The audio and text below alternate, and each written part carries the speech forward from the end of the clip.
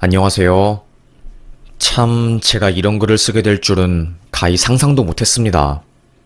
저는 동네에서 작은 개인 카페를 운영하고 있는 평범한 사람이에요. 평소에는 글을 쓰면서 시간을 보내고 바쁘지 않으면 아침에는 요가 강사로 활동하죠. 그리 큰 돈을 벌진 못해요.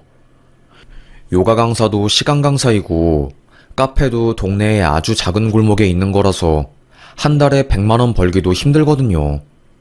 반면 저희 동서 부부는 어마어마한 부자랍니다. 아주버님이 원래 청담동에서 유명한 헤어 디자이너였어요. 웃긴 게 뭔지 아세요? 아주버님이 전직 해병대였습니다. 해병대에서 10년 정도 길게 근무를 하셨어요. 직업 군인인 거죠. 거기서 병사들 머리 깎아주면서 미용의 맛을 알게 된 거고, 중간에 제대해서 본격적으로 미용 일을 배우신 거였죠. 아주버님이 어릴 때 시댁이 엄청 가난했대요. 그래서 대학을 가지 못하고 바로 직업군인의 길로 들어서게 된 거고요. 아버님은 항상 그게 마음에 걸렸다고 합니다. 아버님이 건설 사업을 크게 하다가 외환위기 이후로 휘청이면서 거의 10년 동안 빚만 갚으면서 살았대요. 우리 아빠도 참 힘들게 살았지. 형이 아빠 대신해서 가장 노릇한다고 포기한 것도 참 많아. 우리 형이 고등학교 다닐 때만 해도 맨날 전교 1등하고 선생님들이 우리 형만 보면 무조건 서울대 가라이라고 치켜 세워줬는데 돈이 없어서 대학도 못 가고 바로 군대 갔으니까. 저희 남편과 아주버님은 사이가 무척이나 좋았어요. 보통 다른 형제들은 사이가 안 좋은 경우가 많았는데 말이죠. 사실 아주버님께서는 한 번의 아픔이 있으셨습니다. 이혼을 하셨거든요. 이혼한 것도 정말 기상천외한 사연이었어요. 혼전 임신으로 결혼하게 된 거였거든요. 우리 형이 갑자기 집에 와서 무릎을 꿇더라고. 아이를 가져서 이 아이를 책임져야 할 것 같다고, 아버지 죄송하다고 하면서. 그때 우리 집 발칵 뒤집혔지. 형이 여자를 임신시킬 줄은 몰랐으니까. 남편은 그날을 회상하면서 눈물에 잠긴 듯한 눈망울을 보였어요. 형이 그렇게 우는 건 처음 봤어. 부모님을 실망시켰다는 생각에 죄책감이 심했나 봐. 우리 아빠야 뭐 늘 형에게 미안해하고 마음에 빚을 진 것 같았기에 형의 결정을 응원해주고 며느리를 반갑게 맞이했지만 엄만 아니었거든. 시어머님은 노발대발하셨대요. 그 여자가 임신한 아이가 정말로 너의 아이가 맞냐고. 우리 아들은 여자들 임신시키고 그럴 아이가 아닌데 어떻게 이런 일이 생기냐고. 동네 창피해서 안 되겠다고 하면서 버럭버럭 소리를 질렀다고 합니다. 지금에야 연예인들이 하도 혼전 임신을 많이 해서 결혼 전에 임신은 거의 뭐 선물처럼 받아들이는 입장이긴 하지만, 그때 당시만 해도 혼전 임신해서 결혼하면 주변에서 보는 눈이 엄청 안 좋았어요. 애초에 남의 시선 신경을 많이 쓰고 계모임 등 사람 만나는 활동을 활발하게 하는 시어머님은 그 상황이 믿겨지지 않았던 거죠. 그래서 초반에 결혼 반대가 엄청 심했다고 합니다. 해병대 출신이었던 아주버님은 내가 책임져야죠. 엄마, 내 잘못이야. 이 사람은 절대 잘못 없어. 그러니까 제발 허락해주세요. 몇 달을 울고불고 하면서 허락을 구했다고 합니다. 그때 아주버님 살이 10kg나 빠졌대요. 마음고생을 엄청 했나봐요.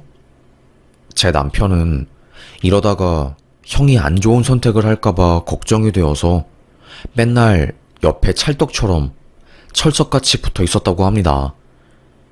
다행인 것은 그 해에 아버님이 새로 시작하신 사업도 술술 풀리기 시작하고 저희 남편이 하는 일도 잘 풀리기 시작하면서 어머님이 마음이 많이 유해진 상태였고 결국 마지막에는 결혼을 허락했다고 합니다.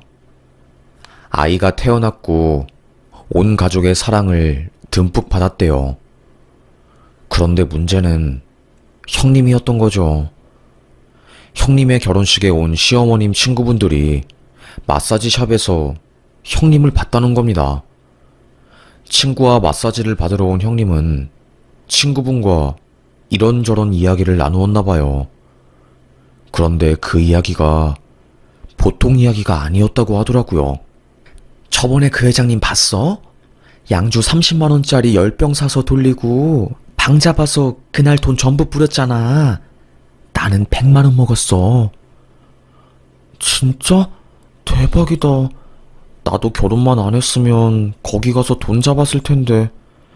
에휴, 요즘에는 애 키우는 것도 지겹고 착한 척 하는 것도 나답지 않아서 미치겠다.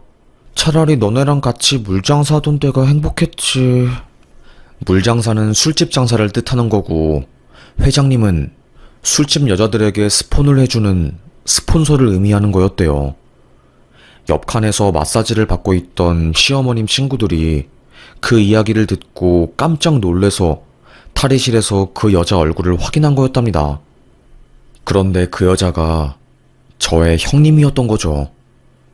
어머님 친구들은 어머님한테 바로 달려가서 큰일 났어 정말.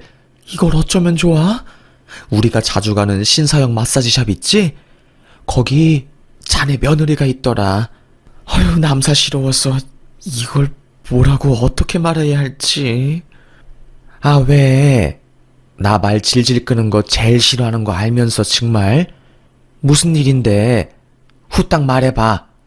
그게 아니라 우리 원망하지 마. 이런 말 해줬다고? 그 큰 며느리 술집 여자인가 봐. 과거에 무슨 일 한지 알고 있어? 친구분들의 말씀을 들은 시어머님은 충격을 받고 그날 쓰러지셨고 저랑 막내 아들을 불러서 대책회의에 들어간 거였어요. 저는 조심스럽게 그러면 친자검사라도 개인적으로 진행해보시는 게 어떠세요? 어머님 머리카락이랑 손녀분 머리카락만 있으면 그래도 가능할 것 같은데. 저의 말을 들은 어머님은 유전자 검사에 대해서 알아보셨나 봐요. 가까운 지인분 중에 그걸 하신 분이 있었고 그분 추천으로 한 기관에 문의를 하게 된 거죠. 어머님은 손녀 머리카락 그리고 면봉에 묻힌 혀 안의 세포들을 가지고 유전자 검사를 실행하게 되었고 결과는 충격 그 자체였습니다. 불일치가 떴어요. 불일치요. 그러니까 아주버님의 아이가 아니었던 겁니다. 혼전 임신으로 남들이 반대하는 결혼을 하고 와이프와 아이를 책임지려고 수많은 기회들을 포기한 아주버님은 낙동강 오리알 신세가 되었습니다. 이 사실을 어떻게 전해야 할지 몰랐어요. 한참을 망설이다가 제가 용기를 내서 아주버님에게 따로 이야기를 했습니다. 이걸 어떻게 말해야 할지 모르겠는데 아주버님, 품 안에 넣어둔 친자검사 결과지를 아주버님에게 건넸습니다. 이게 뭐냐는 눈빛으로 저를 쳐다보다가 주섬주섬 봉투를 열어본 아주버님은 그 자리에서 쓰러지셨어요. 공황장애가 오신 거였죠. 119를 부르고 난리도 아니었답니다. 겨우 진정을 한 아주버님은 한 달 동안 먹지도 못하고 마시지도 못했어요. 병원 의사는 정신적으로 무척이나 힘든 상태이십니다. 당분간은 절대적인 안정을 취하셔야 하기 때문에 병원 입원을 강력하게 권해드립니다. 정신병원에 계속 입원해 있었습니다.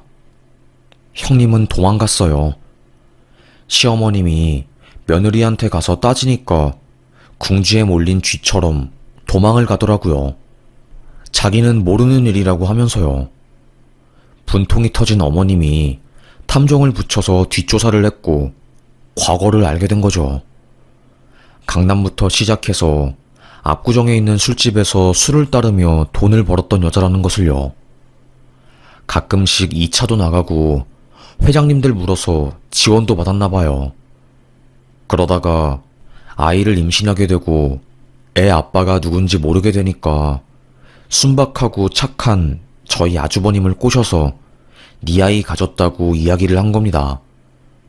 아주버님은 그 당시 청담동에서 잘 나가는 헤어 디자이너였고 적어도 월 1,000은 벌어가는 사람이었으니까요. 그 여자 때문에 아주버님 인생이 파탄나게 되었고요. 그 여자는 배째라는 식으로 나왔어요.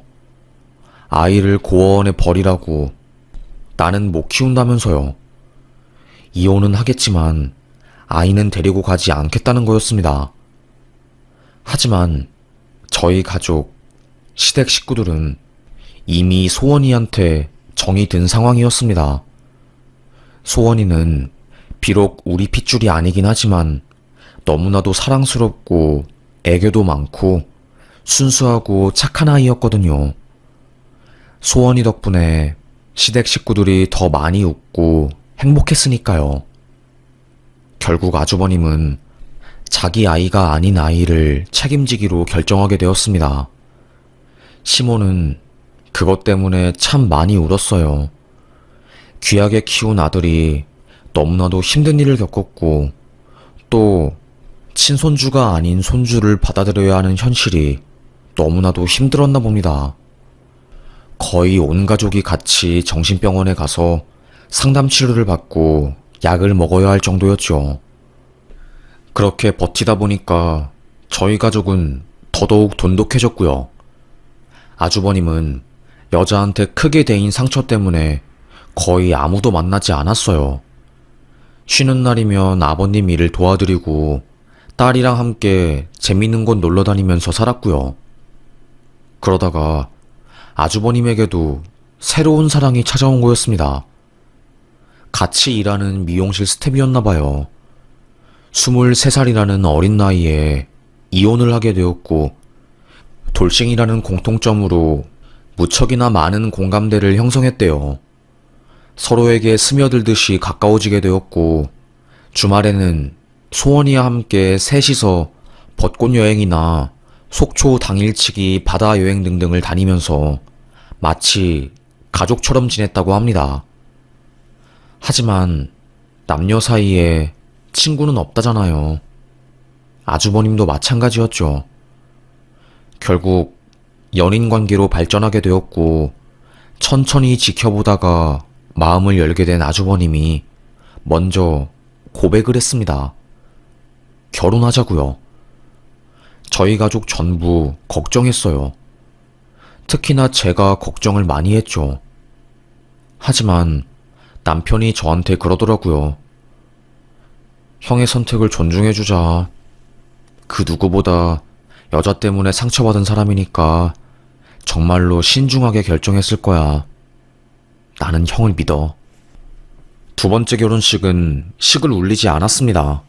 아무래도 재혼이다 보니까 부담이 컸나 봐요.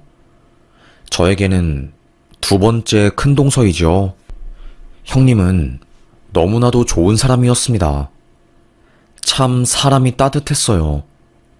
본인 친딸이 아닌데도 불구하고 마치 친딸처럼 아이를 챙겨주고 아이에게 무한한 사랑을 쏟아주더라고요. 그런 걸 보면 참 대단하다는 생각이 들었습니다.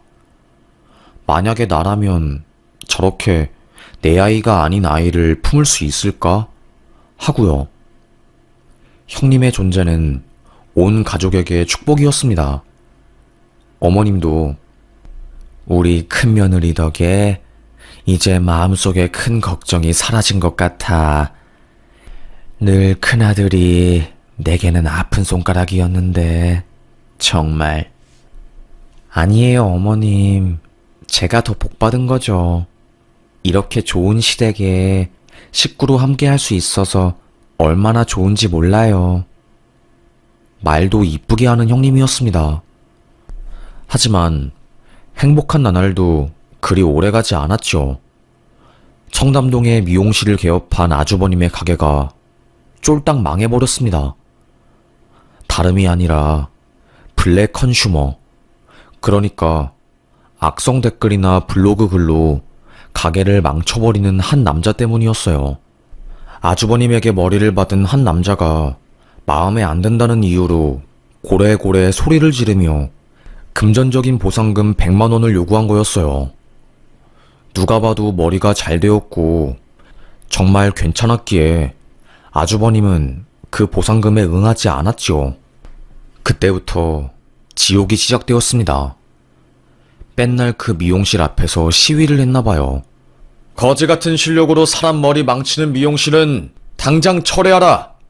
매일 확성기 같은 걸로 소리를 지르니 단골 손님들도 점점 발길을 돌리게 되었고 매출이 감소하면서 적자가 나기 시작한 거였어요. 다들 아시잖아요. 청담동 월세 장난 없는 거요. 처음에는 대출을 받아서 월세를 냈대요. 하지만 그것도 역부족이었답니다. 어마어마한 대출을 감당하지 못한 아주버님은 결국 쓰러지셨어요.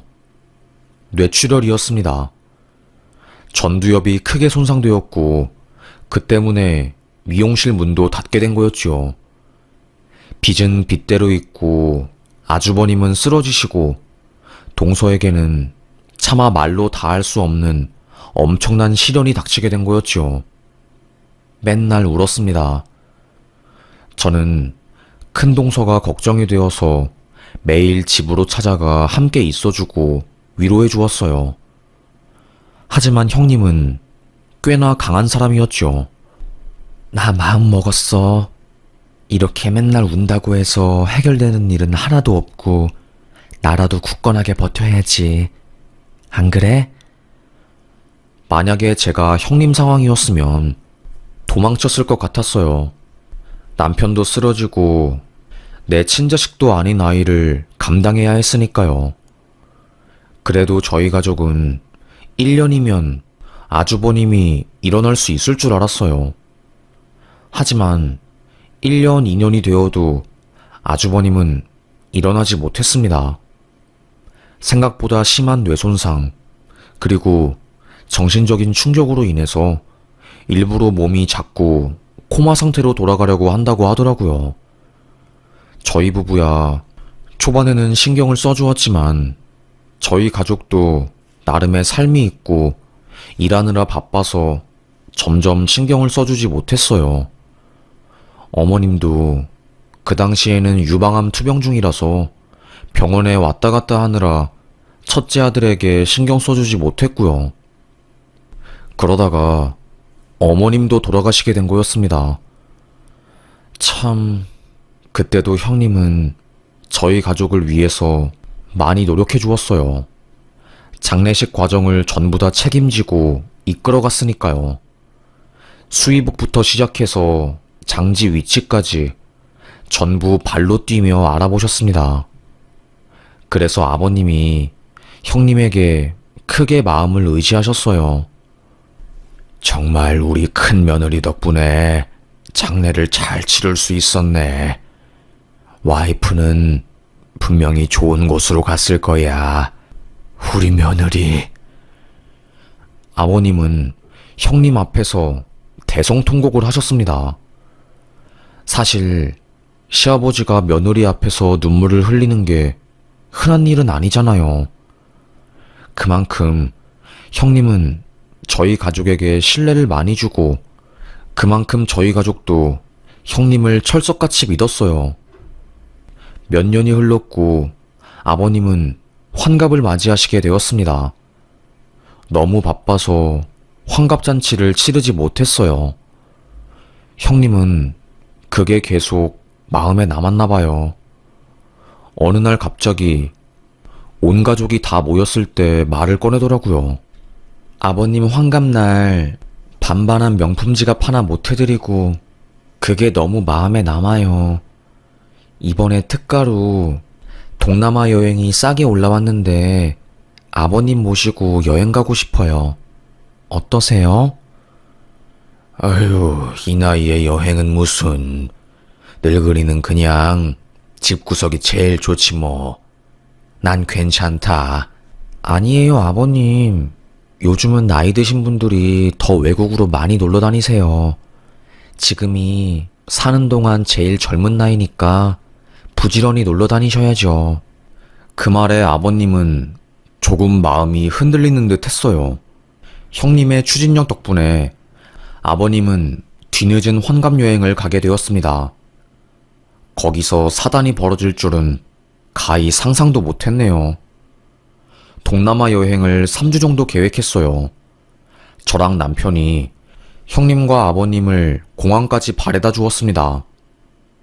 소원이는 우리가 잘 돌보고 있을 테니까 걱정하지 말고 행복하게 잘 다녀오셔요.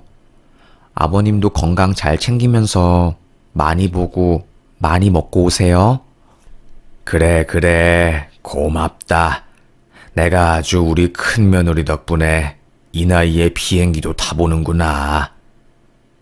그게 아버님의 마지막 목소리였습니다.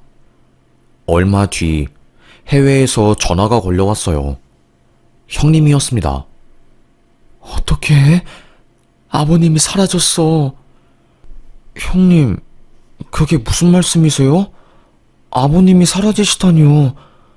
그 무슨 말도 안 되는 이야기를 하시는 거예요. 울부짖으며 큰일 났다며 말을 못 잇더라고요. 저는 당황해서 전화기를 남편에게 넘겨주었습니다. 아니, 무슨 일이에요? 아빠가 사라지다니요. 형님은 아버님을 모시고 동남아 자유여행을 갔대요.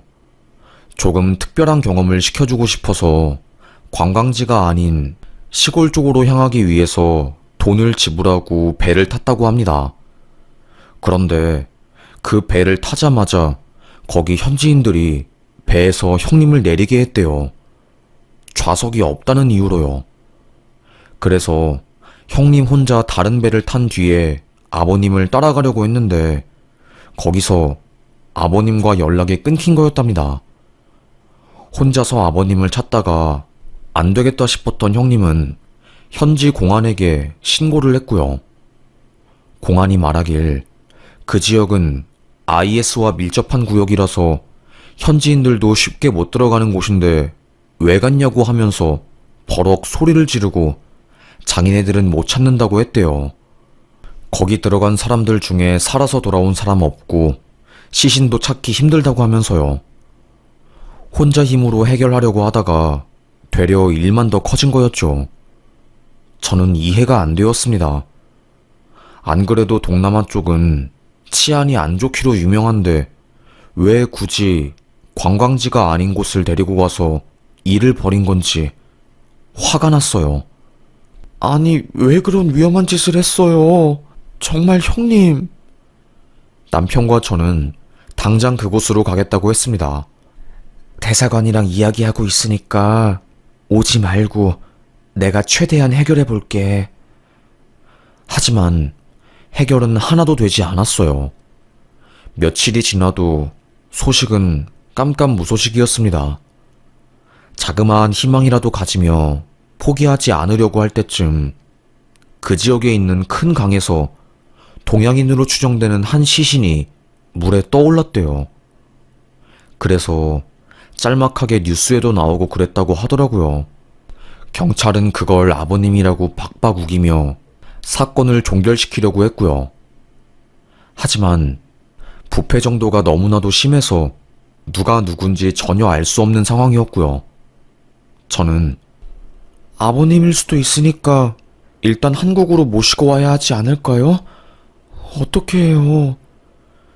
형님은 제 말이 끝나기도 전에 완전 정색을 하셨습니다. 대한항공 기준으로 시체 이송 비용만 수천만 원이에요. 다른 부가 비용까지 하면 1억이 훌쩍 넘을 수도 있고 일단 한국에서 장례 치르고 마음에 묻어버리는 게 가장 낫지 않을까 싶은데 저랑 남편은 그렇게는 안 된다며 박박 우겼지만 집안의 막강 실세인 형님은 막무가내로 장례식을 잡고 살아있는지 죽어있는지도 모르는 사람 장례를 치르려고 했어요. 그래서 저희 가족은 전부 어쩔 수 없이 아버님이 돌아가셨다는 가정하에 장례를 치를 위기에 처한 거였지요. 그런데 역대급 반전이 벌어진 거였습니다. 죽은 줄 알았던 아버님이 살아서 한국에 돌아온 거예요. 그것도 온몸을 부들부들 떨면서 저희 집에 찾아왔어요. 문을 쾅쾅 두드리며 초인종을 누가 누르더라고요. 이 시간에 누구야? 문을 연 저는 제 눈앞에 생생하게 살아있는 아버님을 보자마자 다리에 힘이 풀려버렸습니다. 아버님! 아버님 뒤에는 덩치가 무척이나 큰 남자가 서 있었어요. 강력계 형사였습니다. 도대체가 어떻게 된 일인지 물었어요. 아버님이 자초지종을 모두 말해준 순간 남편은 기절할 뻔했고 저는 과호흡이 와서 화장실로 토하러 갔습니다.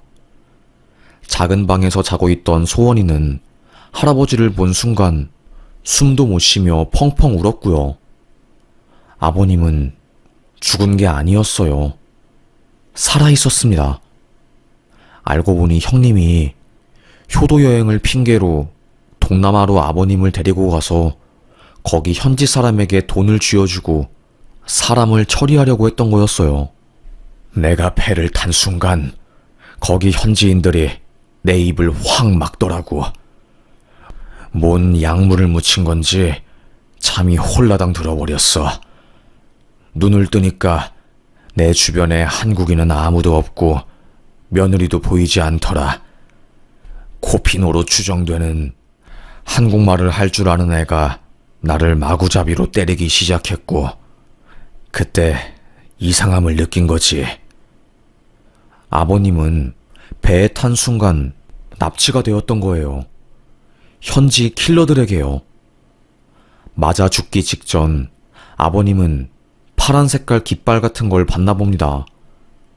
알고 보니 아버님이 끌려간 곳이 수십 년 전 베트남 전쟁을 하러 갔을 때 파병 갔던 지역이었던 거예요. 베트남 사람들을 위해서 전쟁을 치르고 왼쪽 허벅지에 부상까지 입은 아버님은 바지를 걷어올려 그 사람들에게 말했다고 합니다. 내가 베트남을 위해서 이 몸을 불사질렀는데 어떻게 이럴 수가 있어? 고래고래 소리를 질렀다고 하네요. 그런데 참 사람 인연이라는 게 무섭네요. 아버님을 죽이려는 킬러 집단 중에 우두머리가 아버님을 알아본 거였어요. 아버님이 파병을 갔을 때 살려준 한 청년이 있었는데 그 청년이 아버님을 죽이려는 집단의 우두머리였던 겁니다. 평야지대 투이호아에서 해풍작전을 펼치고 꽝웅아이성에서 매복작전을 하면서 베트남 마을 사람들을 지켰던 아버님을 그 청년이 잊을 수 없었던 거죠. 거기 코피노아이가 말을 전해주면서 그 우두머리가 고민을 하다가 아버님을 죽이지 않았대요. 그곳에서의 생활은 마치 지옥 같았다고 합니다. 밥 먹는 것도 힘들었고 언제 죽일지 모른다는 공포 때문에 잠도 못 잤대요. 그러다가 그 우두머리가 코피노 아이를 시켜서 아버님을 다시 배에 태워 민간 지역으로 보내줬고 아버님은 죽자 살자 이를 악물고 달렸다고 합니다. 관광지대로 넘어와서 한인교회에 들어갔고 목사에게 울면서 빌었대요. 나 한국 좀 돌아가게 해달라고 하면서요. 이미 그 지역 공안들은 뇌물 먹은 사람들이 많아서 자기 존재를 알게 되면 죽이려고 할 수도 있다고 하면서요. 거의 007 작전이었대요. 한인들이 아버님을 도와줘서 대사관까지 가게 되었고 대사관 직원의 도움으로 긴급 여권을 발행해서 아버님이 한국행 비행기를 탈 수 있었던 거고요. 소식을 받은 한국 형사가 공항에 아버님을 데리러 왔고요.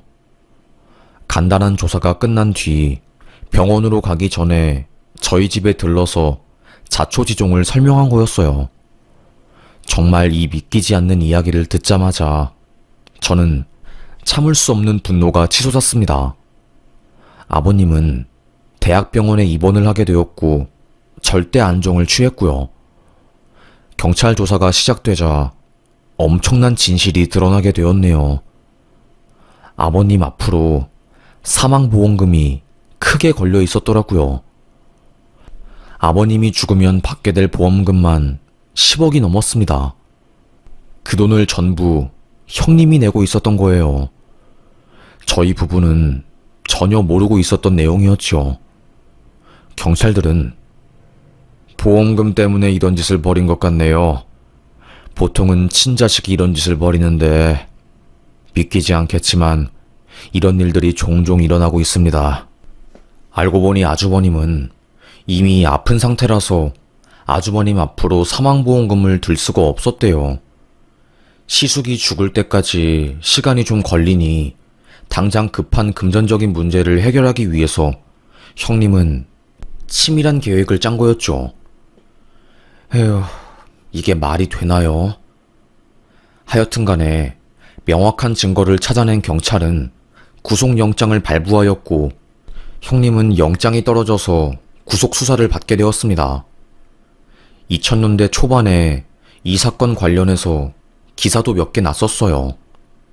친족살인은 가중처벌이 되니까 검찰 출입 기자들도 관심을 가졌죠. 결국 나중에 가서는 형님이 자백을 하더라고요. 몇 년 동안 남편 돌보고 친자식도 아닌 아이를 챙기다 보니까 현실적으로 너무 힘들었고 이렇게는 못 살겠다는 마음에 돈을 마련해서 해외로 가서 혼자 살려고 했답니다. 그 마음이 이해가 안 되는 건 아니지만 그래도 이건 아니었어요. 마음 착한 아버님은 누워있는 남편의 친자식도 아닌 딸내미 혼자서 감당하느라 힘들었겠지. 집안의 대소사를 혼자 다 책임졌으니 큰며느리가 이렇게 변하게 된 것은 내 탓도 있다. 라며 처벌을 원치 않는다는 탄원서를 제출했습니다. 저는 아버님, 아무리 그래도 그렇죠. 이건 아니에요. 말렸습니다. 다행인 것은 탄원서에도 불구하고 재판부에서는 이 일을 아주 심각하게 받아들였어요. 처음 1심 검사도 무기징역을 구형했고요. 1심 판결도 무기징역이 나왔습니다. 우발적인 살인도 아니고 계획살인에 친족 관련한 범죄여서요. 하지만 2심에서는 형량이 깎이게 되었네요. 인명경시라고 친족 간 살인일 때 형량이 더 가중되는 판결은 2013년부터 강해지게 되었어요. 이 사건이 2000년대 초반 사건이었으니까요. 그래서 2심에서 무기징역에서 징역 20년 이상으로 팍 깎이게 되었습니다. 저는 당연히 무기징역이 선고되고 항소가 기각될 줄 알았는데 아니었네요. 참, 아무래도 법은 가해자한테 유리한 것 같습니다.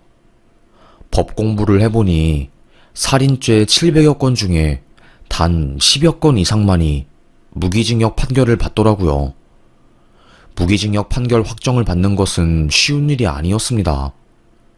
지금 동서는 10년 이상 형을 채운 상태예요. 얼마 전에 들어보니 암에 걸려서 교도소와 연결된 병원에서 치료를 받고 있다고는 하는데 상태가 오늘 내일 한다고 합니다. 이런 말 하면 안 되지만 출소 전에 암으로 세상을 뜰 것 같아요. 그나마 다행인 것은 아주버님이 일어나게 되었다는 겁니다. 언어치료와 물리치료를 집중적으로 받게 된 이후부터 조금씩 사람들과 대화도 가능하게 되었고 지금은 작은 일을 하면서 돈을 벌고 있네요. 알고 보니 형님은 아주버님 치료도 게을리했다고 하더라고요. 오히려 빨리 상태가 악화될 수 있는 쪽으로 행동했다고 합니다. 참 돈 앞에서는 아무리 착해 보였던 사람도 눈 돌아가는 것 같아요. 그날 이후로 참 많은 세월이 지났지만 여전히 사건 관련한 단어가 TV에서 나오면 저희 가족은 심장이 철렁합니다. 아무래도 너무나도 큰 일을 겪어서 그런지 여전히 트라우마에 대한 트리거는 계속 남아있는 것 같아요. 그래도 다행인 것은 소원이가 학교를 잘 적응했고 지금은 알바하면서 자기 앞길을 잘 살아가고 있는 거네요. 그리고 아주머님도 건강을 다시 조금이나마 되찾게 되었고요. 아버님은 충격이 커서 그 사건 이후로는 아예 시골로 내려가서 혼자 조용히 농사를 지으면서 살고 있습니다. 수확한 농작물은 팔지도 않고 전부 고아원이나 도움이 필요한 곳에 기부를 해요. 본인이 살아 돌아온 것 자체가 너무나도 감사하고 그때 운을 다 썼기 때문에 좋은 일을 해야 한다고 생각하시더라고요. 하여튼 간에 아버님은 정말로 속이 깊으신 분 같아요. 저희도 힘든데 아버님은 얼마나 힘드셨을지 감히 짐작이 되진 않지만 그래도 꿋꿋하게 이겨내고 잘 사시는 모습이 너무나도 다행으로 느껴집니다. 남이 볼 때는 드라마 같은 이야기이지만 저희 가족에게는 너무나도 크나큰 상처라서 마음이 시큰시큰거려서 함부로 이야기를 꺼내지 못했는데 지금은 많이 용기가 생긴 것 같아요. 앞으로는 부디 이런 범죄가 줄어들었으면 좋겠습니다. 그게 간절한 저의 소원이네요. 그럼 저의 이야기를 끝까지 들어주셔서 감사합니다. 무거운 이야기였지만 이 사연을 듣는 여러분은 오늘 행복한 하루 되시길 바랄게요. 감사합니다.